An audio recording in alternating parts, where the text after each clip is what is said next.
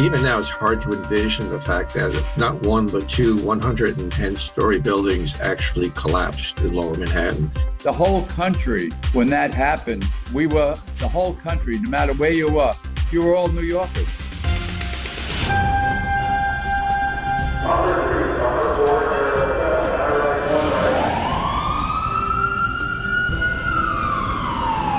From Los Angeles, this is Code 3, the Firefighters podcast, hosted by award-winning journalist Scott Orr. Now, here's Scott. That's right, and I will not let Parkinson stop me. Thank you for joining me again. This is a special double edition of Code 3. We're taking a look back at the terror attacks of September 11, 2001 in New York City.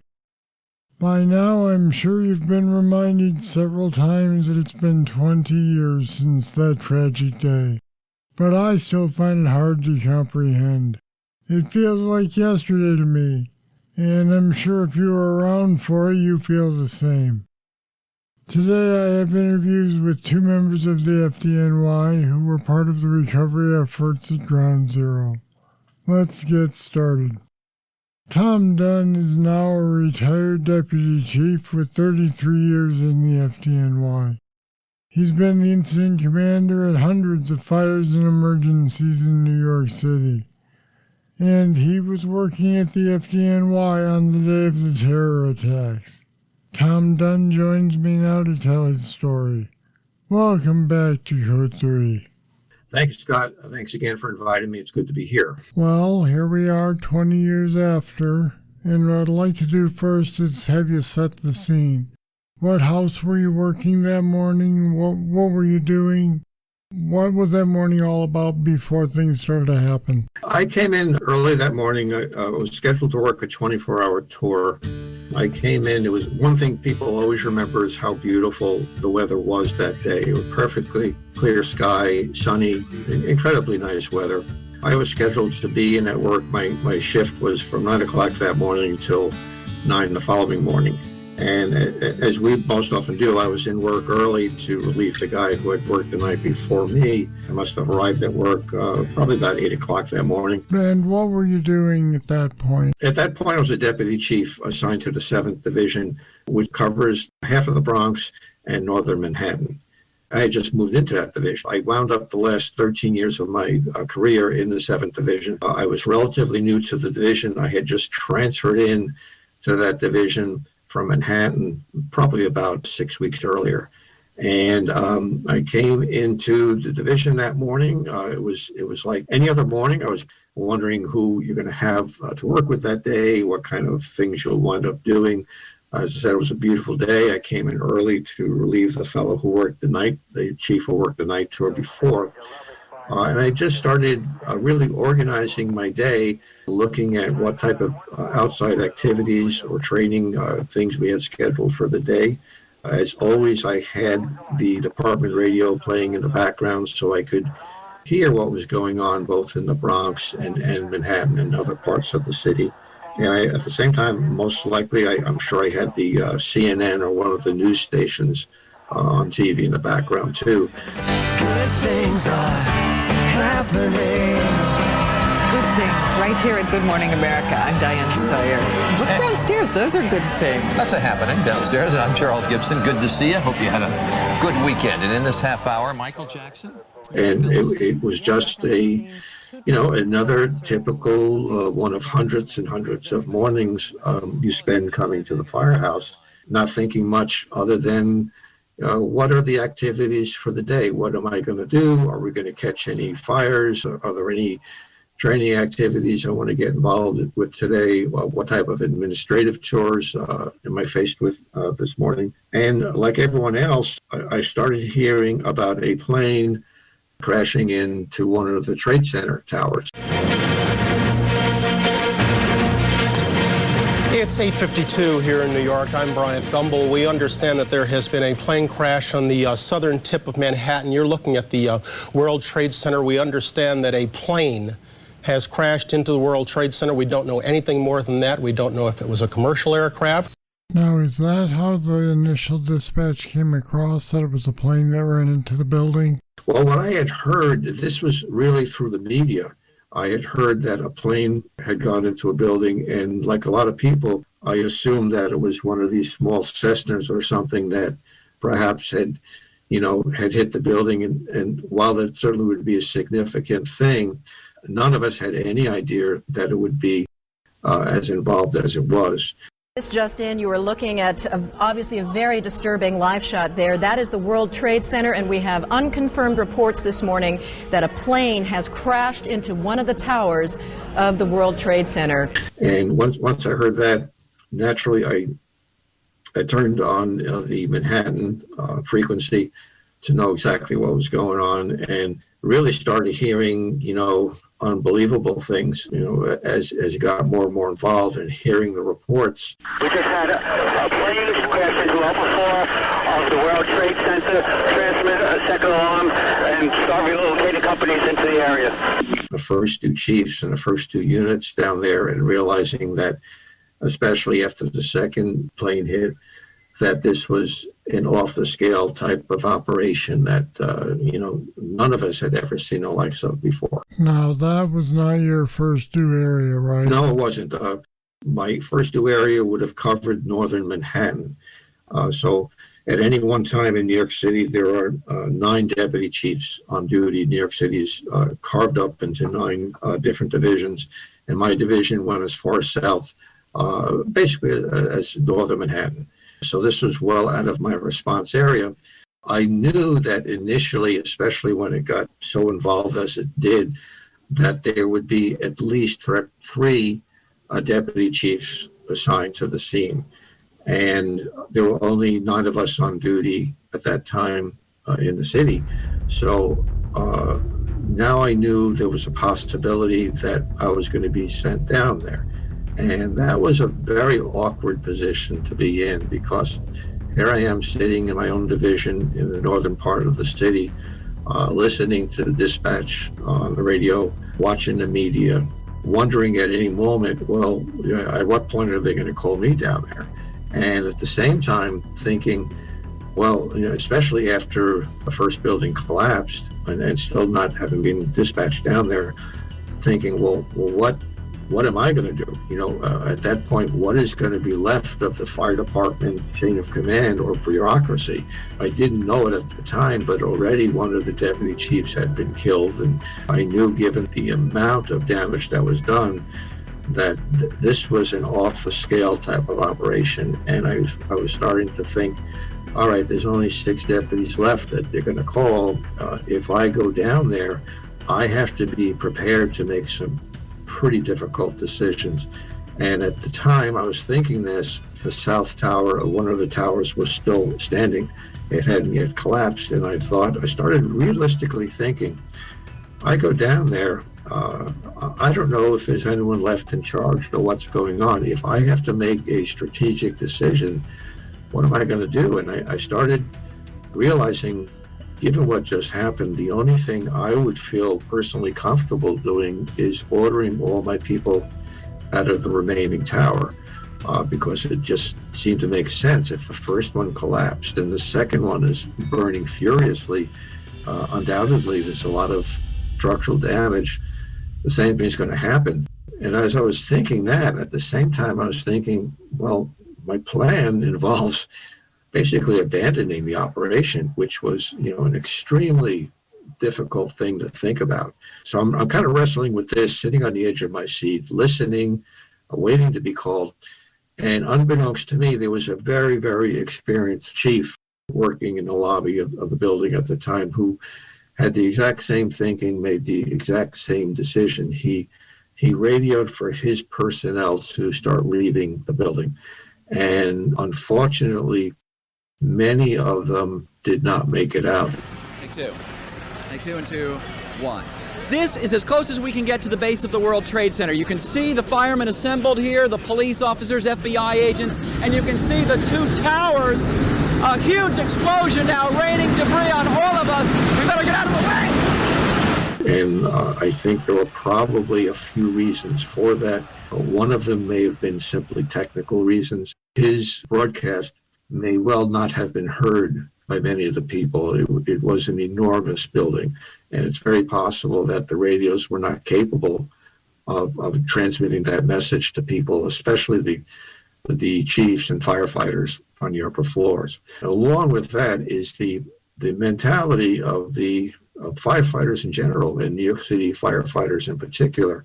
They're very courageous people, very determined people. I would think that many, if not most of them, if not all of them, were so targeted on taking care of people, taking care of civilians, trying to get them evacuated, that even if they heard the message, yeah, well, maybe they were going to leave, but they weren't just going to leave alone without slowing down a bit and trying to save building residents, saving civilians. So this was kind of what was going through my mind, and apparently also through the mind of the man who was operating as the incident commander after the first attack, who made the same decision I would have made, which is to evacuate personnel from the building. And as you know, unfortunately, the tragedy is that it didn't work, that we lost 343 of our own, a good number of police officers, and of course thousands of civilians did not make it out that day. You were still in your house waiting to be dispatched when the North Tower fell.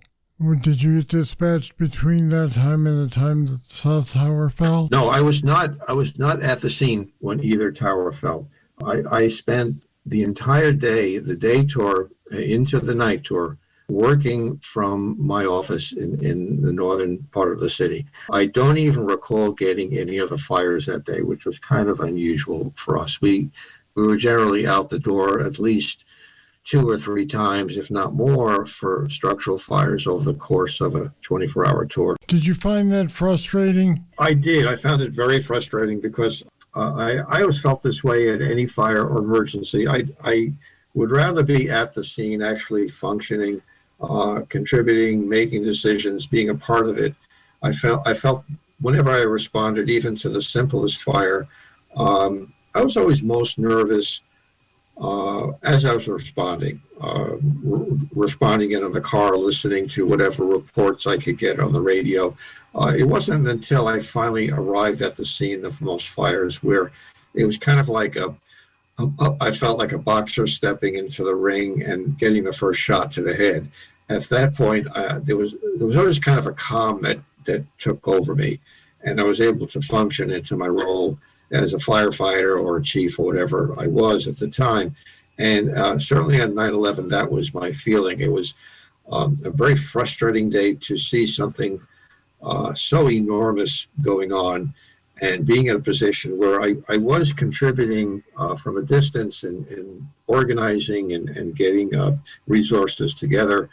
But at the same time, it was very frustrating not to be a part of it, not to be able to contribute initially in some way. And quite frankly, at the same time, it was kind of frightening, to see something that big unfold right in front of you. And as I watched the second building come down, to realize that it wasn't just my department now that was affected, and undoubtedly at the time I thought dozens of my own people were killed.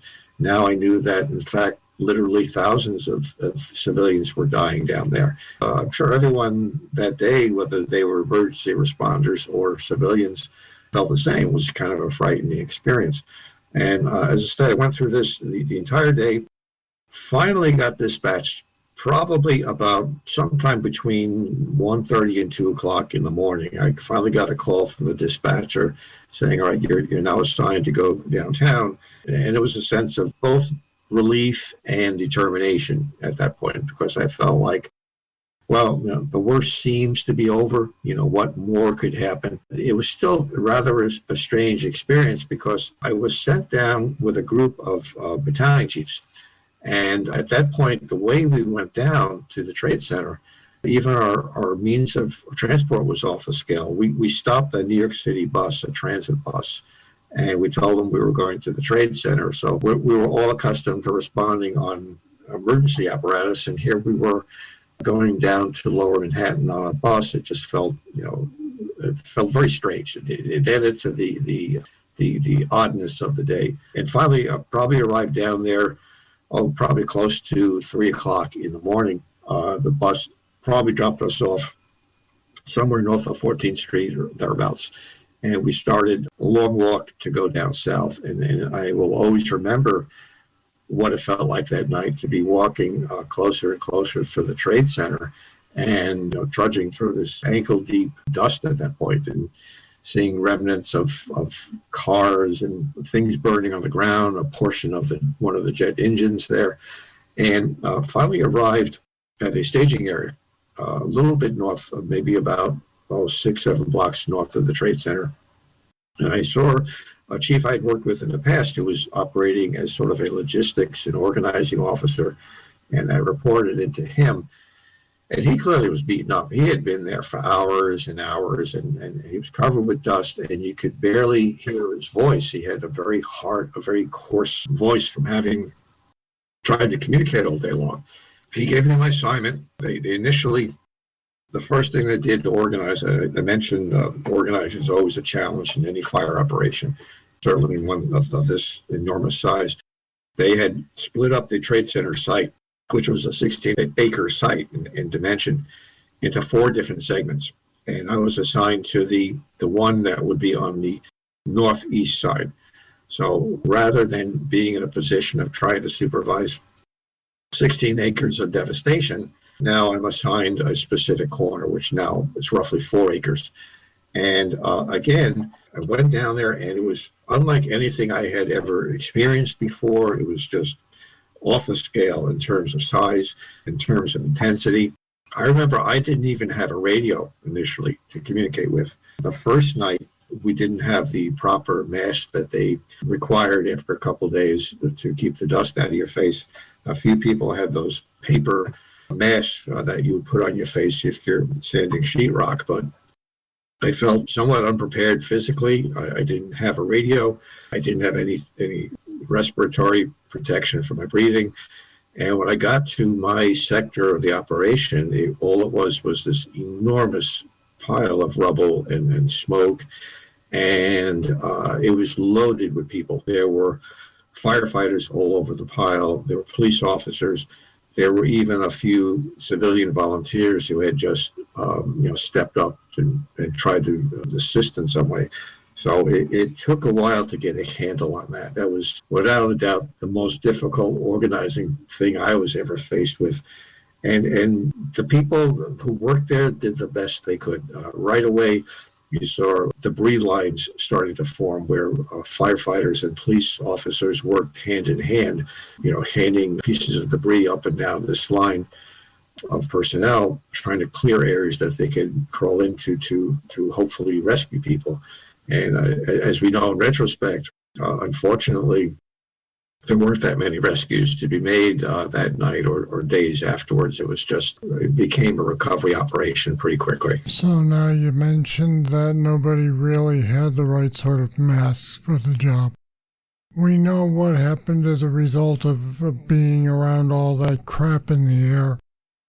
At the time, did anybody think about that and what it might do to them, or was there more concern about getting in there and trying to find victims?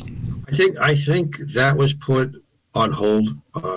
There was so much to do that night. It was almost as if you had to dive into an ocean to rescue someone who was drowning. You don't think about it. If you thought about it, you couldn't have done it, and you shouldn't have been there. It became something I started thinking about in the days afterwards, but by then, their logistics and organization had gotten infinitely better, and they were providing anything you needed, whatever you needed in terms of safety or equipment, it was there. But at least for that first night, I wasn't relieved, I think, until about, maybe 10 o'clock the following morning. So I spent all of the night there. You didn't even think about that. There was just so much to do, so much devastation. We still had hopes of finding a lot of people. Afterwards, as I started working down there, because I worked like most New York City firefighters, I spent several months at the site trying to organize, trying to recover, trying to establish a level of safety and hopefully, if not rescue people, at least remove the victims from the scene. Then I would think, as I think most firefighters gave a little bit of thought to, because all you had to do is go into southern Manhattan at any point, and you could tell from the scent of the air that it was not clean air. It was not a safe place to work. And unfortunately, as we all know now, to this day, there are still people struggling and hurting, suffering from various forms of cancer and other disabilities from their work down there, not to mention the many, both firefighters and police officers and civilians who have subsequently, passed away due to the exposure of the Trade Center toxins. So 10 a.m. rolls around, they finally say go home, you've been up long enough. I'm imagining that you went home and you could not sleep, but I want to jump forward a little bit and ask, did you go back out to the scene when you reported in the next time, or did you go back to the house and just run calls? Well, I went back to the house, but what happened was, and this went on for a couple of weeks, I found out myself and all of us were working extra shifts. We were both working our standard 24-hour firefighting shifts in our assigned firehouses. They also started instituting schedules for us to go down to the Trade Center. So I would work my 24-hour shift. I might be off for a day or so, and then I had to fit in, I think initially it was 2 or 3 tours a week down at the Trade Center site in addition to the firefighting duty. And then you would spend I think initially there were 12-hour shifts at the Trade Center, and you do your work down there, go home, perhaps get a day off or something, and then you were back in the firehouse doing your fire duty, and that would be followed up by another tour down at the Trade Center. So, it was a tough time that called for a tough schedule. And of course, in between and along while all this was happening, the endless department funerals of people that were guys you worked with or guys maybe you didn't even know that passed away. And they were constant funerals. So I do remember trying to fit that in as well as I could too. It was a very difficult couple of months. I put my months in down there. Finally, I was relieved, and it was probably January. I was back to only firefighting duty. But there were people assigned to work down there, upwards of a year or more later, piecing things back together. We could obviously talk about this for hours, but we don't have hours. So I'll just ask you this. What is the one most striking thing that you recall about this whole thing 20 years ago? I think there's really 2 things. And the first thing was the absurdity of it all. None of us could have imagined that this would happen. I cannot, even now it's hard to envision the fact that not one but 2 110-story buildings actually collapsed in Lower Manhattan. That was an off-the-scale concept that, short of that high-rise fire they had in Philadelphia decades ago, no one ever even thought or imagined that we might be dealing with the actual collapse of a high-rise in New York City, much less the 2 biggest high-rises and several buildings next to it collapsing. So I think the absurdity of it kind of sticks with me. But the other thing that sticks with me is kind of a positive thing, and that is the experience of what it was like in New York City for weeks and really months after 9/11, to see how people just kind of drew together. And whatever differences or disagreements we had, whether they were political or whatever, it just went by the wayside. New York, and to some extent our whole country, was basically one community for some period after that. People were stepping up right and left. Anything you needed in Lower Manhattan was available to you. And at the end of our long shifts at the Trade Center, Often we'd be loaded up in buses to go back to our firehouses, and there were people standing along the West Side Highway of Manhattan, basically cheering us on for weeks and weeks afterwards, encouraging us, supporting us. So I think those two things will always stick with me, how off the scale and unbelievable an event it was, but along with that, how positive it was to get the support and the really the brotherhood that we experienced for weeks and months after 9/11. Well, it was definitely a life-changing event. I know that, and I was on this coast when it happened. Thank you for everything you did on that day and the weeks and months that followed. And Tom Dunn, thanks for joining me on Code 3 today. Scott, thank you so much. It was a pleasure. I really appreciate the invitation, and thank you. Now let's hear from Jerry Sanford. He was retired from the FDNY on September 11, 2001, but he ended up going back to work in New York City anyway. Jerry wrote a book about the experience, and we'll have info on that book at the end of the interview. Jerry, good to have you here. Thank you, Scott. It's an honor to be here. Thank you. So you have a different kind of September 11 story. You were officially retired from the FDNY as a PIL, but you were working at a fire department again, this time in Florida. Then you were back in New York City on September 8th. Tell me why you were there on that day. Well, Scott, I retired in 97 from the fire department in New York. I moved down here in 2000 and unretired and got hired by the North Naples Fire Department. And about a month later, the chief took me, he said to me, "We have an old New York City fire helmet here." I said, "Yeah, but we're in Naples, Florida. How'd you get that?" He said, "A man walked in one day. He said it was his father's helmet, and he said he didn't want it anymore." So they had it up on the wall in the sitting room. The red front piece on it had 4-2, and I immediately knew it was from the South Bronx. In fact, it was from the fire commissioner's old firehouse. I had just retired. He was my boss, and that was his firehouse. So I called him at headquarters and told him where I was, and I had a helmet. Would you like me to bring it back? And he said, "Yes, we would love to bring it back." But he said, "Look, the house is being torn apart." And then about July of 2001, he said to me, "You better start making your plans because the firehouse is almost finished, and it's going to be rededicated on September 10th, 2001. Now, that was just another day back then. You know, it didn't mean anything. So on September 8th, I got the man who gave us the helmet. It was his father's helmet, and it dated back to 1914. So this was a very, very old leather helmet that made its way from the South Bronx way back. His father had retired in 1955. He spent about 40 years on the job in New York. On September 8th, we flew to New York, two chiefs and George Kuntz Jr. and myself, and I took him to Harlem, where I worked in Ladder 23, and then to Red Hook, Brooklyn, Ladder 131, and a number of places, and fire communications. And then on the morning of September 10th, we wound up in the Bronx at the Engine 73, Ladder 42.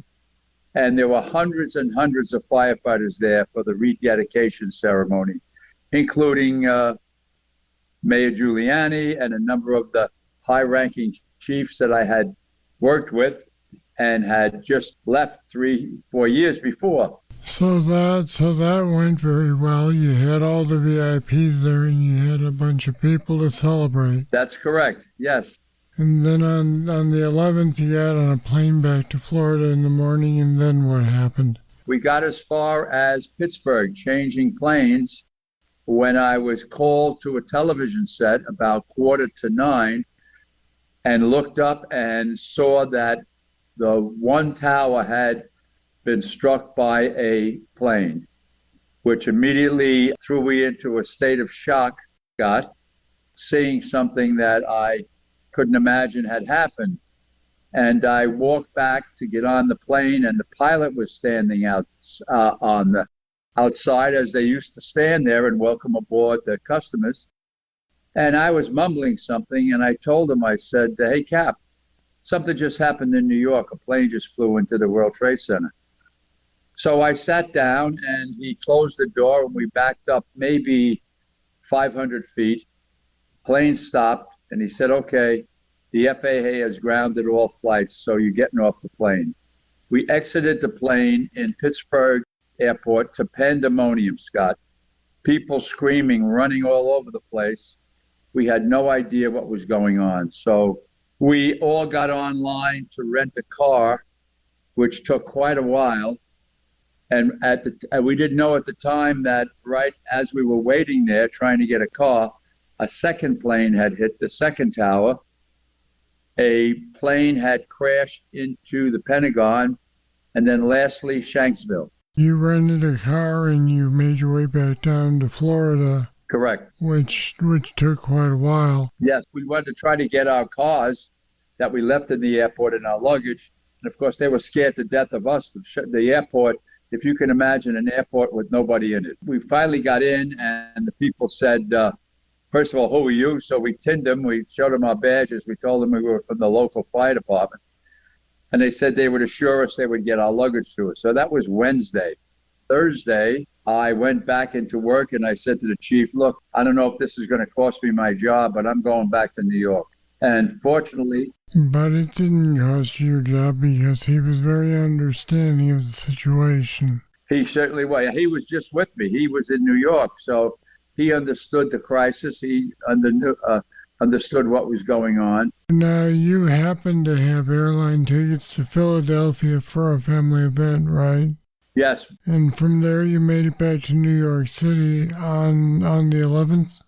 I made it to New York City on I guess it wasn't until Monday, I think the 16th. And there I was standing on West Street, looking down at this scene that I thought was from a Hollywood movie, Scott. I couldn't believe what I was seeing. Firemen looked like little ants crawling all over this debris pile with the smoke. And it was just the worst days of my life. What was the first thing you thought when you got a look at Ground Zero? How could this have happened in my city, where I was a police officer and a firefighter for 30 years? Normally you see destruction like that, and it's over in Europe, in one of those countries. But to see it here in New York City, it was devastating. That's, I guess, the best word to use, Scott. And you got to work right away. What did they put you to work doing? I rejoined Mayor Giuliani's press corps over at the Pier 92 on the Hudson River, and we held every 2 hours the mayor, we would get in different reports from the site. Did we find anybody? To keep the media abreast of what we were doing. And then I did that for about 3 days. And then the fire commissioner said, "We can use you back here in our press office." So I wound up back doing my job as the press secretary in New York City Fire Department. You obviously never expected to do that, even though after you retired, you unretired. But you didn't expect to go back to work at the FDNY. No. Who could have known that the day before, the men I was with up in the South Bronx, about 10 or 11 of them were killed. And I had just had lunch with them. I mean, that was a heavy thing to digest, that my friends that we sitting around having a sandwich and a beer, and they were gone the next day, not even 24 hours later, including Father Judge. So that was quite a heavy toll it took on me and a lot of men. There was a famous photo of Michael Judge and his body being brought out of the wreckage, was there not? Yes, there is. I have a copy of it here in my home somewhere. But yes, in fact, there's a local fire department here, Bonita Springs, and they had a French painter that they hired, and he painted a beautiful mural on the side of the firehouse. And every time I ride by, in fact, I just rode by this morning, and I always say, "Good morning, Father Mike." His picture is up with the same picture you're referring to, Scott, with the 3 firemen carrying his body his lifeless body out of the Twin Towers. He was seen at multiple alarms. If there was a firefighter near death, he would be at the hospital or at the burn center. So he was, he had a big reputation. Like I said, he was one of our 5 or 6 different chaplains of all faiths. And but he was well loved and well liked, Father Judge. How did you feel about this when they wanted you to work as a PIO again? Did you want to be at the scene actually digging, or were you happy to do your part as a PIO? Scott, I would have been just as happy to go down and dig with my brother firefighters looking for the remains, but I felt I could contribute more by going back into the press office and doing what I had done for 9 years as the public information officer. And I dealt with all the major networks from around the country and around the world, I might add. A lot of the television shows that we all watch, I was behind the scenes, because almost daily I would take a film crew down to the site so they could get their B-roll and get a little bite, just enough for them to show on the nightly news.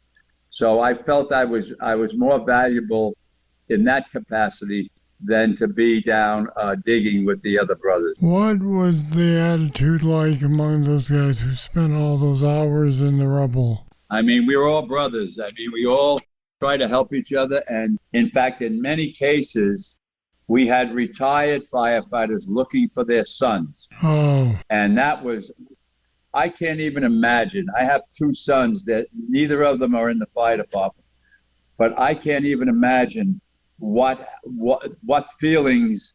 I worked with an outstanding captain in Brooklyn. His name was John Vigiano. And in fact, he just passed away last year. And he had 2 missing sons, 2. One was a police officer assigned to ESU, that's Emergency Services Unit, and the other was assigned to a truck company in Brooklyn. And there was the Vig going down along with other retired firefighters that came back and were going through looking for their sons. I can't even imagine looking for 2 sons.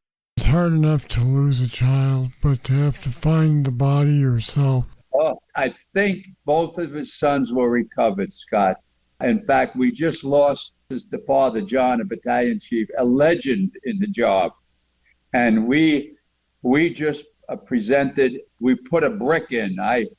Down here in Naples, we have a Freedom Memorial, and around it we have a brick walkway. And just last year, members of my retired firefighters group, we bought a brick, and the 3 Vigiano firefighters, John, his son, and the police officer, are there forever on a brick in the memorial. But, you know, I met a number of these retired firefighters and officers that were looking for their sons, and I didn't even know how to talk to them. What kind of words do you use, Scott, to comfort them when we're looking for their kids, you know? To this day, I can't, boy, that would be a terrible thing to do. But they were there, some of them every day. How did the news media act?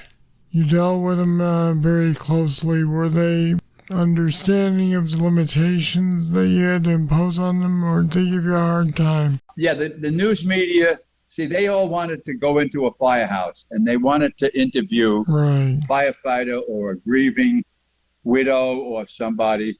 I could go in because I just retired, and I could go in and cry and grieve with the firefighters. So it was rare that we would allow the media into a firehouse. We would have limited interviews outside the firehouse, but to bring them into a safe zone, I mean, that's where we were all safe inside the firehouse. Well, it's your home. It's your second home. It's our home, you know. We'd close the door and we'd cry and we'd talk and we'd remember the brother that is still missing. Don't forget, this was still, you know, we were still holding out hope that somebody, and more than one people, not only firefighters, that we would find civilians. And then after, I forget how many days, it went from a rescue mission to a recovery. We soon found out that every day the mayor would get in front of a bank of microphones and tearfully say, "I'm sorry, but we have not recovered anybody today." You know, a real heartwarming scene that I want to share with you, Scott, is that every day they allowed one way in and one way out, and that was usually on West Street. And just so you know, that's right next to the Hudson River. And no matter what time of day or night that we would go in or come out, there were thousands, like I'm trying not to cry, thousands of people standing with flags and saluting us, the first responders, for going in and helping. I mean, that was a moment I would never, ever forget. I didn't know them. They didn't know me. But we were all New Yorkers. In fact, the whole country, when that happened, the whole country, no matter where you were all New Yorkers. I mean, you couldn't buy a flag. You couldn't find a flag. I mean, the unity amongst all of us back in 2001 was unprecedented. I've never seen anything like that or since then. Let me tell you what I experienced. I was in Las Vegas at the end of September, and I walked up to the New York Resort and Casino. You know, it has the really big scale models of the Statue of Liberty and the skyline. And out in the street level, there's a fence to keep you from climbing on all that stuff. And I walked around the corner, and there were just thousands and thousands of fire department T-shirts that people had hung on that fence from fire departments all over the world. I almost dropped to my knees. I couldn't believe it. I mean, nowadays I would expect to see something like that.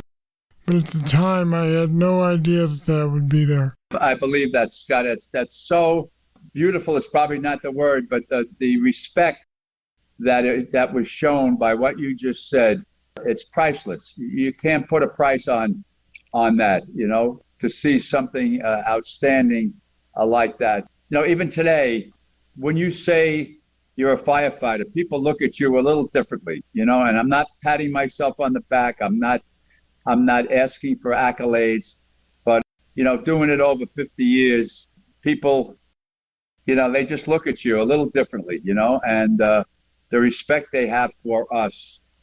And like when I speak every now and then at our fire academy down here, when the kids graduate, I tell them, you know, don't tell anybody what we have. We have the greatest job in the world. I said, there's 100,000 applicants to try to get on the New York City Fire Department. 100,000 people try to become a firefighter. And I tell these kids, always leave the job better than what you found it. Okay, you're going into a profession, be proud of it. Enjoy the run. That's kind of the message I like to tell them, because you can go anywhere in the world and walk into a firehouse and you say the magic word, I'm a firefighter, I'm lost, I need a gallon of gas, or I'm hungry. The door's open. They're happy to help, whether they've ever met you before or not. Yes, yes. I'm glad that you were able to be there to help them out after everything they were going through. You know, I remember seeing a news report of a reporter standing in I believe it was at a warehouse where they were staging ambulances to transport the victims. And this poor reporter said, I've been here for hours and nobody is coming. There's nobody coming here. And they realized it was because everybody had been killed. Nobody was just injured. The hospitals in Lower Manhattan, St. Vincent's and Beekman and all of those, they had body bags. They had refrigerated trailers at the hospitals because of what you just said. And doctors and nurses poured into those hospitals expecting to be treating people. And there was no patients. There was nobody. There might have been a body or a part of a body. You know, it was, the scene was very grim down there. It was very grim. How much time did you get to spend at the actual ground zero scene? Were you able to get over there much? Yes, I would go there every day or every other day with a film crew, and I'd let them get some B-roll. They'd get their shot. I didn't allow them too much, to get in there. And one of my favorite locations was Engine 10 and Ladder 10, which is on Liberty Street, which is right across the street from the devastation. And that building, amazingly, that firehouse didn't suffer too much damage. So I would take them up onto the roof. And from that position, they could get their shot right into where the firefighters and the iron workers, and a lot has not been said about those people, the iron workers, the construction people that all flocked down there. A lot of these men built the World Trade Center, and now they come back years later and help look moving debris and help to look for survivors. And they kind of the missing link. I always try to give a shout out to the construction workers from the electrical union, the plumbers union, the crane guys, the guys in the truck. And, they got sick from what they ingested, just like I got sick, there was no distinction. Everybody was breathing in that same crap from, don't forget, 2 huge 100-story buildings came down with computers and furniture and humans and all, and combined to make one stink, one big, in that smoke that we all saw was, I've never smelled anything like it before in my life. In fact, so many people have died since 9/11. Now it's 20 years.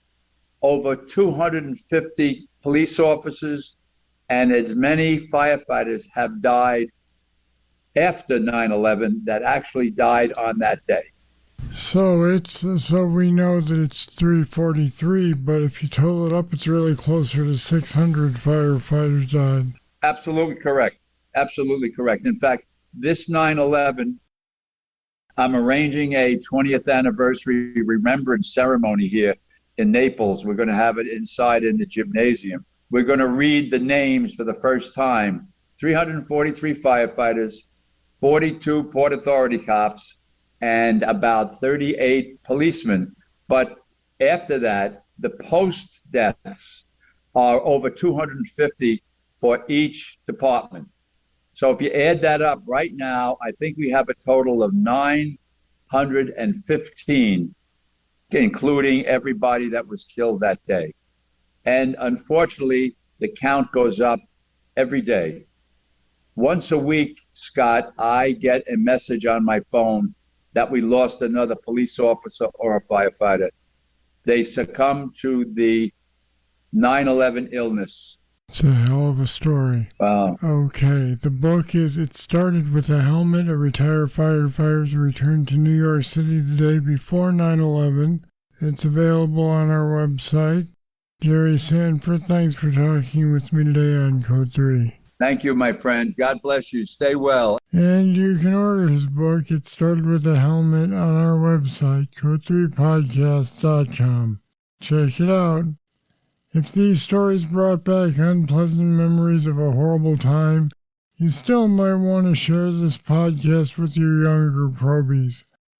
The stories reminded me that life can change in an instant, especially in this profession. That's a lesson young firefighters need to learn so they can always be ready. All right, that's it. That's all for this edition of Code 3. Thank you for listening. I'll be back next time with more. I hope you'll join me. I'm Scott Orr, and until then, stay safe. To contact us, get more information on today's show, or to subscribe to the podcast, go to code3podcast.com.